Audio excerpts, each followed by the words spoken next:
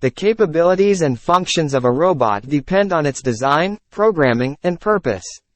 Robots are versatile machines that can perform a wide range of tasks, and their operations can be broadly categorized into the following areas. Sensing. Robots often use various sensors to perceive their environment. These sensors can include cameras, ultrasonic sensors, infrared sensors, lidar, and more. Sensing allows robots to gather information about their surroundings. Processing.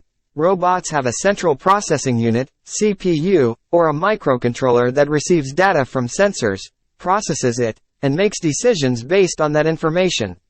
The processing unit is typically programmed to perform specific tasks or follow certain algorithms. Actuation. To interact with the physical world, robots have actuators that allow them to move or manipulate objects. Actuators can include motors, servos, pneumatic systems, and more, depending on the robot's design.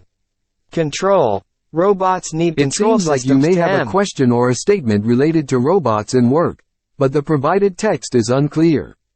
Could you please provide more context or clarify your question or statement so that I can assist you better? It seems like you may have a question or a statement related to robots and work, but the provided text is unclear. Could you please provide more context or clarify your question or statement so that I can assist you better?